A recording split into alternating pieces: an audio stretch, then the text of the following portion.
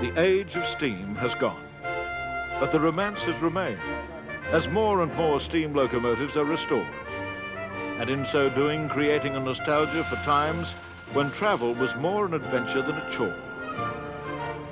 The world's most famous steam locomotive is without doubt the Flying Scotsman.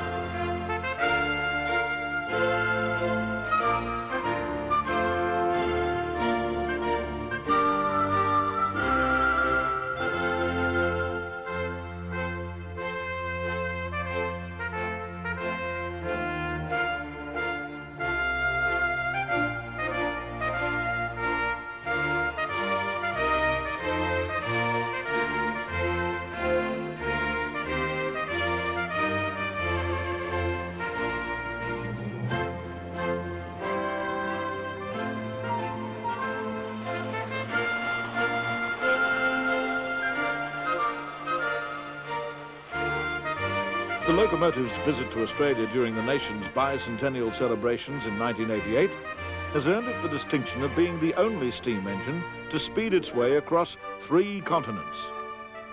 More than that, its sea voyage to Australia and return would make it the first ever locomotive to circumnavigate the globe. From the moment it settled on Australian rails, it was surrounded by crowds, all wanting to be part of this history-making trip.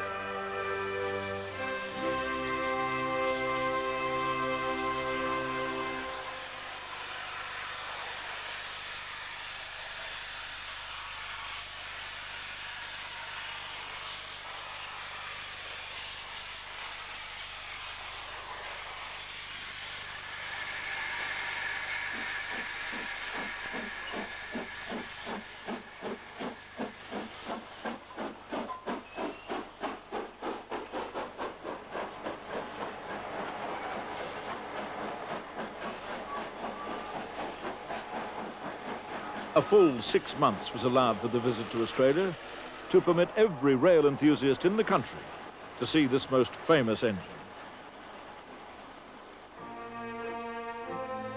The Flying Scotsman has a fascinating history. At times glorious, at times ignominious. The London and North Eastern Railway locomotive began service in February 1923, and a year later was christened the Flying Scotsman, and given her now famous number, 4472.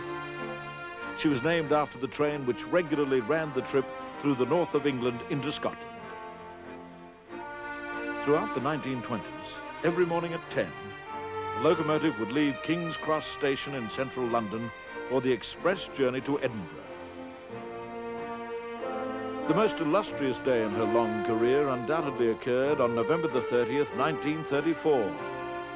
It was during a time trial through Leeds on that day that she was clocked at 100 miles per hour, the first steam engine to officially crack the ton. The Flying Scotsman continued in service until 1968, when the engine was sold, and it was then used for privately sponsored excursions around Britain. Her new owner decided on a visit to America, a visit which began in triumph but ended almost in disaster. The costs of maintaining her in America could not keep pace with revenue. The Flying Scotsman was broke. The creditors moved in, and had it not been for the quick intervention of a British committee headed by Mr. W. McAlpine, the engine would have been sold for scrap. The debts were paid off, and in 1972 the engine was loaded aboard the California Star and welded to its deck. Flying Scotsman was going home.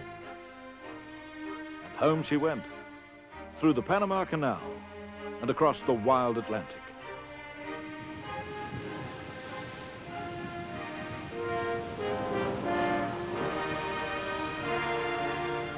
After being unloaded during the snowstorm in Liverpool, the engineers confirmed that she could travel under her own steam, and she made a triumphal progress through England. By 1973, she was ready for work and began her life again running holiday excursions. But it was the plans for Australia's bicentennial that saw a request being made for another overseas trip. Approval was granted, providing all costs could be underwritten.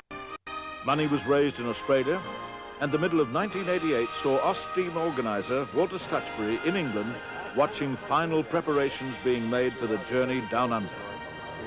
Local television news found Scotty's volunteer minders giving the old girl a complete overhaul and a new paint job. They seemed pleased to be sharing in her adventure. Oh no, I'm going out to Australia. I think it's a wonderful opportunity. First steam locomotive ever to circumnavigate the world and go to 3 continents. I think it's a wonderful opportunity, and not only is the engine looking forward to it, but all the volunteers who you've already seen kicking around working on it are all looking forward to going as well. By July, all was in readiness, and the 65-year-old engine was loaded for the month-long trip to Australia.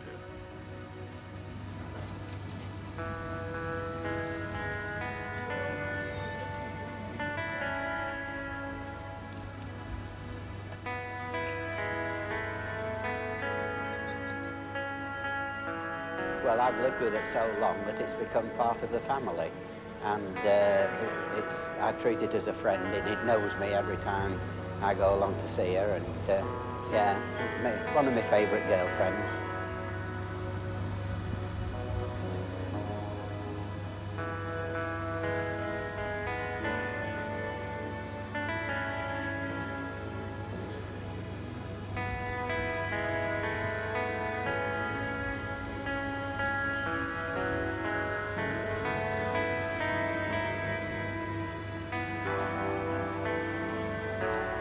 I think while there are sufficient people around who enjoy riding behind steam locomotives, the steam locomotive will continue.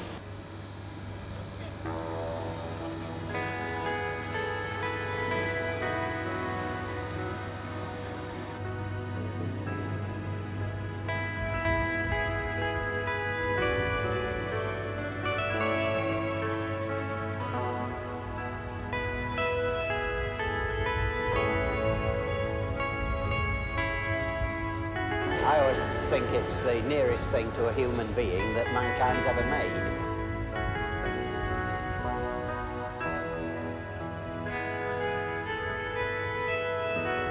It's got everything a human being has. It's got lungs that breathe and limbs that move, and it's got a mind that can think.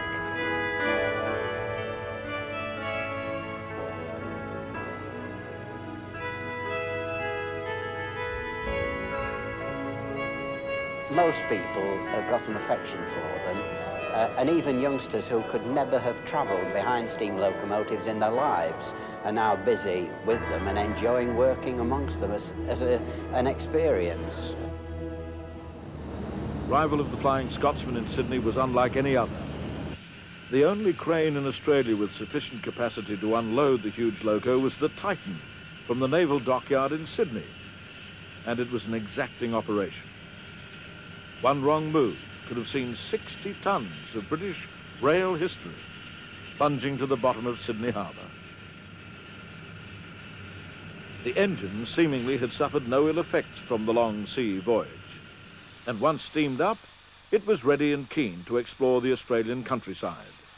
A whistle stop at Albury on the New South Wales-Victorian border gave the engineers a chance to top up the oil, and the locals to record the visit of a legend to their town.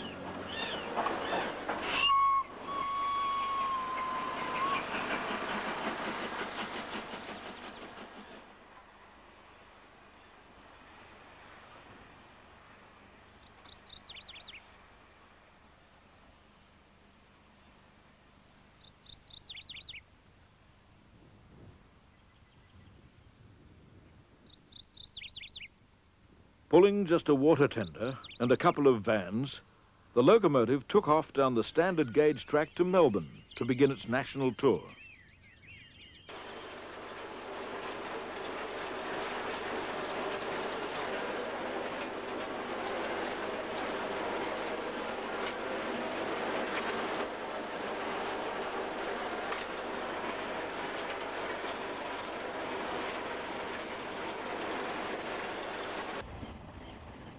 Flashing past the rows of eucalypts running parallel to the Hume Highway was a far cry from its regular trips through the tranquil English countryside.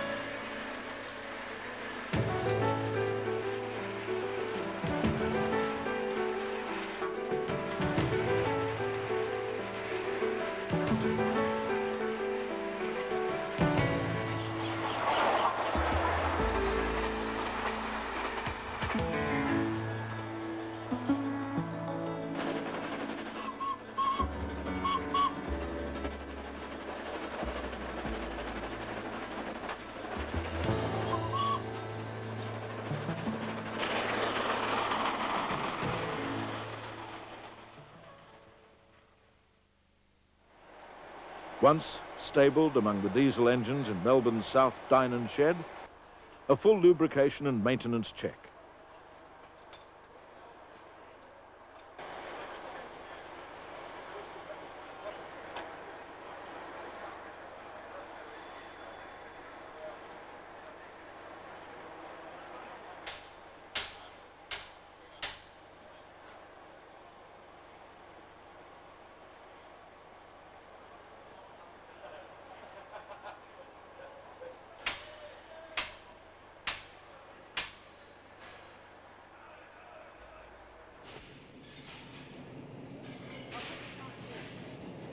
Executives from Mobil Oil were on hand to give her the once-over. The systems of lubrication, you've got a mechanical lubricator here which is handling bearings and that on the inner sides. That's the main bearings, and it's a lighter oil in that one. And in forward of that, you've got in here, because this engine's a bit different.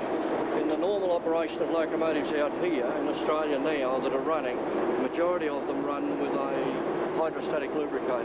The oil is mixed by sight in a sight glass, injected into the steam. That's right. This engine, the oil is pumped by a mechanical lubricator to the cylinders and mixed there. And that's all in this and it's a fair bit. What would this go through On that, on it? well, I'm talking with that's stored in there, and that's purely for your cylinder feed, purely for the cylinder And that feed. lubricator then fills up the wick lubricator? Yeah, it's an actual set of valves in there, and as the engine, as that rod moves backwards and forwards, it's connected to the valve rod. Yes. And that pumps the oil through. It's actually pumped in at pressure. So it's a slowly rotating pump which every click pumps a squirt of oil. Positive feed. Yeah. And that goes into the wick lubricator? That goes direct to the cylinders on the steam line. Lubricator. Probably about 20,000 miles we'll finish up running in Australia. To this side, coming up on the crosshead. There's the two pipes there, and they drip through. There's two others coming out that will feed onto the cylinder, cross-cylinder piston rod, and the valve rod in here is the same. There's an oil drip feed just in front of the gland. And that's only regulated by the size of the wicks? Yeah, the wicks regulate that feed. Mobil's super cylinder oil is the only oil which meets the high speed and heavy steam requirements of the Scotsman. The distinctive qualities of the oil are explained by Mobil's chief engineer, Tony Press. The main difference between the car and the steam engine is the temperature of the cylinders. You may think that a car would run at a fairly high temperature, but in fact it is water cooled, whereas the steam cylinder is set to run as hot as possible. You want a very high temperature so the steam doesn't condense into water as it goes through the cylinder. So the oil as a lubricant has to withstand a much higher cylinder temperature than in fact a car does. It's extremely high viscosity. The SAE 50, which you may remember as the top end of most automotive lubricants, the viscosity of that is about half the viscosity of the extra Heckler super cylinder oil used in the steam cylinder lubrication. The steam cylinder lubrication is in fact compounded, which means it has a vegetable fat added to it, around 10%, possibly 15%. So the oil will cling to the cylinder walls in the presence of steam and water. It's carried in with the steam, carried through into the cylinder, through the feed lines, into the valve chest and into the cylinder with the steam, and the compounding helps it cling to the wall. Now, the greater amount of compounding you have, the better it is for the lubrication.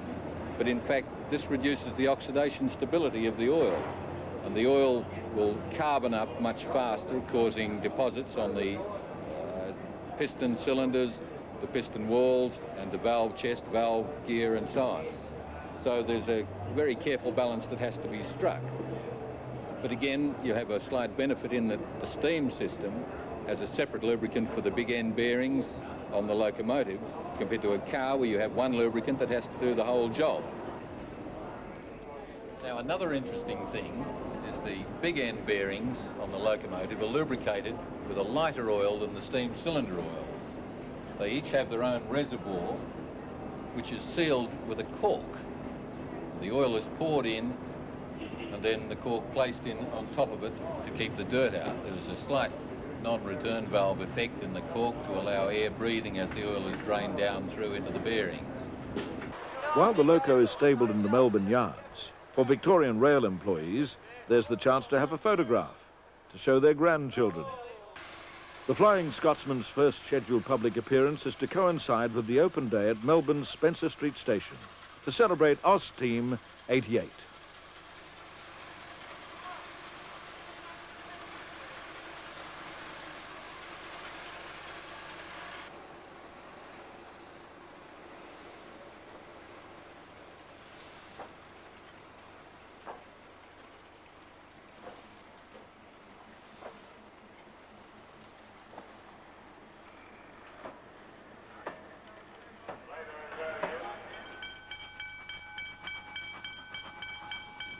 As part of the Festival of Steam, many of the restored locomotives from Victoria and other states are making their way to Melbourne. The Green 1210, one of the 12 class, was from 1913 the first locomotive to work the branch line from Queanbeyan to Canberra, now the nation's capital. From 1962 it had been retired and mounted on stone outside the Canberra railway station. In 1986, the Australian Capital Territory Railway Historical Society returned the 12 to the tracks. On her trip to Melbourne, 1210 is accompanied by one of the few remaining 30-class tank engines in Australia. It was bought by the 3112 Preservation Group in 1986 and now runs as well as she ever did.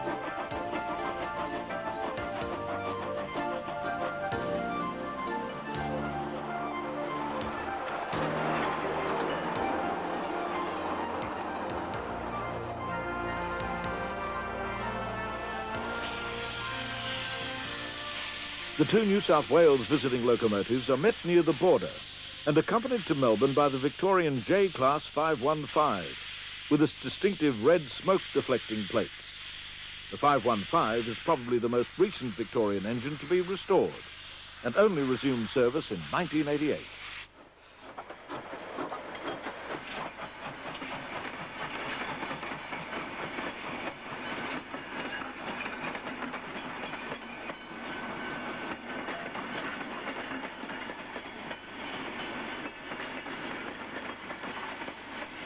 Acting as good hosts should, another Victorian engine has waited for the next visitor from the north. The R-Class 761.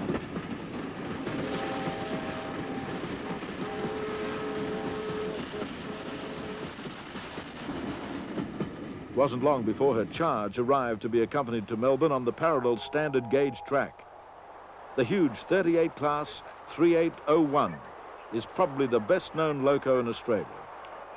It has visited every mainland capital city in Australia during the bicentennial year. The big green loco served the New South Wales Railways from 1943 until it was withdrawn from service in 1965. But being the glamour engine it was, authorities decided that it should be maintained for special events, and the bicentennial certainly was a special event. The Scotsman had been through. Now the locals had again to get their vantage points to see the exhibition trains come through.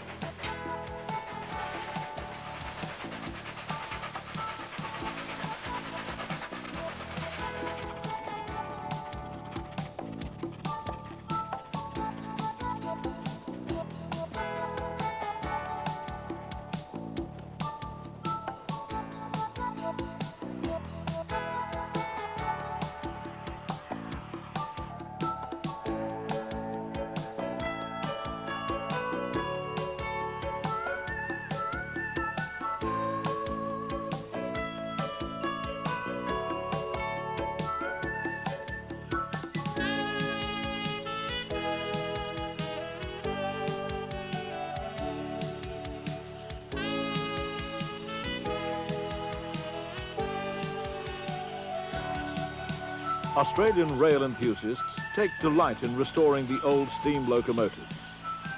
Teams of volunteers have contributed thousands of man-hours to have these beauties steaming all over the extensive rail network.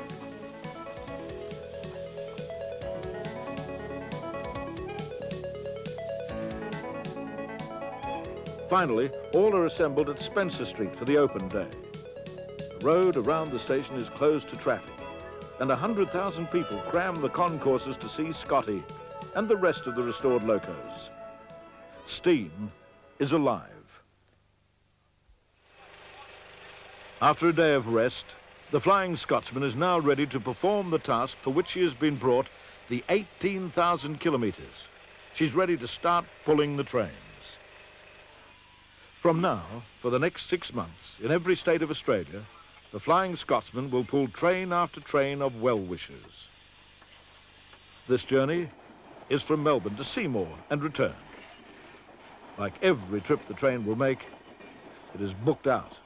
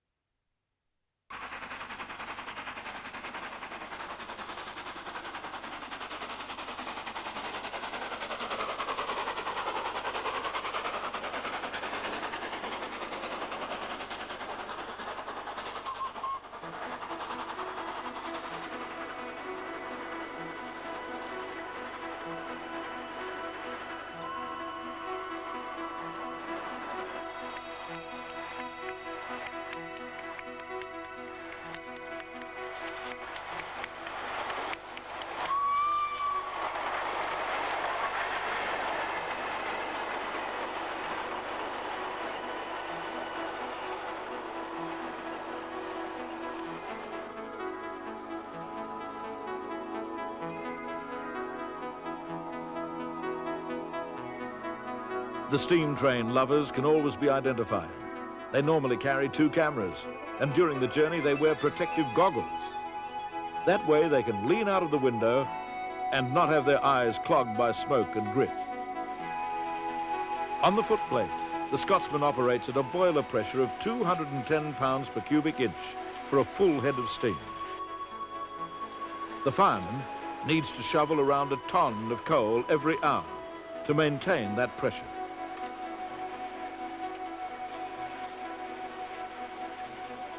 Into the small firebox hatch it goes.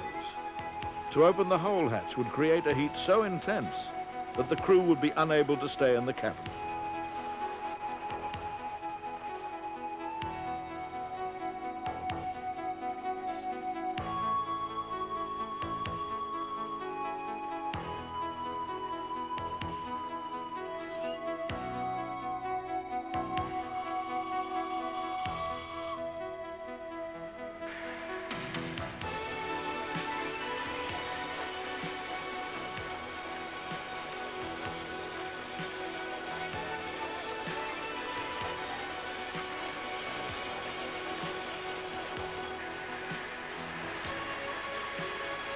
Australia's road speed limit is 100 kilometres an hour, or 60 miles an hour. On this run, the locomotive has no trouble in leaving all the road traffic behind. The word had got about that the Scotsman was coming through. All along the route, the country folks staked their claim to the best vantage points and waited patiently for a glimpse of the train as she passed.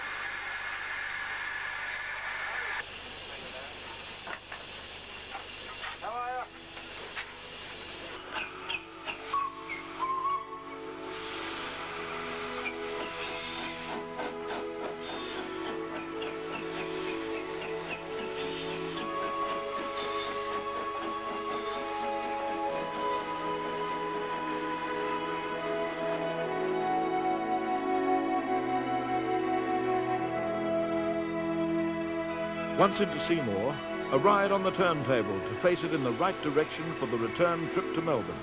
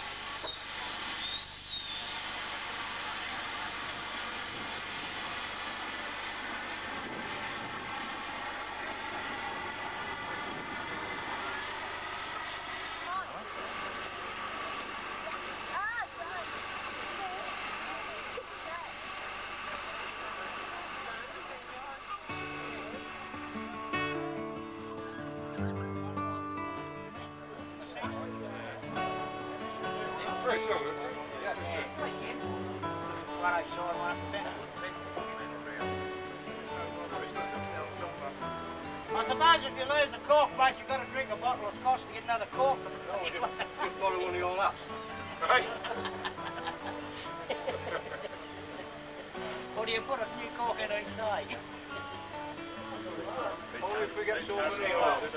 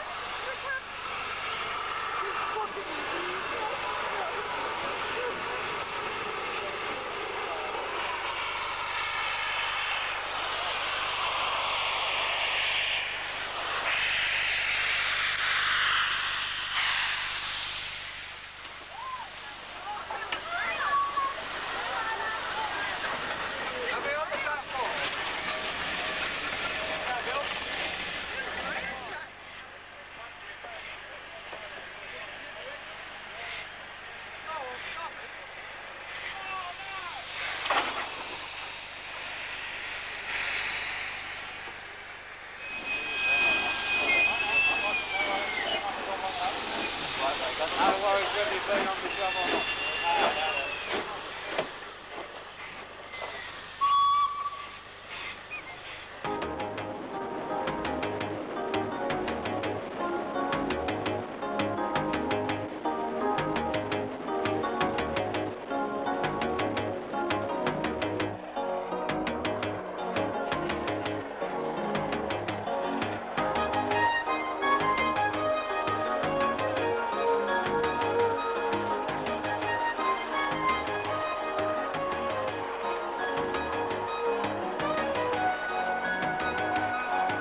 The organisers of the visit planned a series of day trips, but demand for seats was so great that the number of trips had to be more than doubled.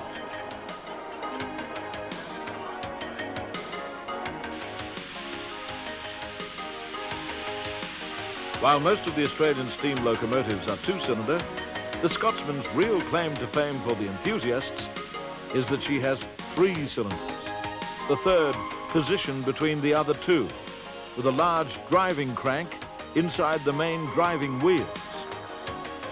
It's this extra cylinder which gives the Scotsman her additional speed capacity.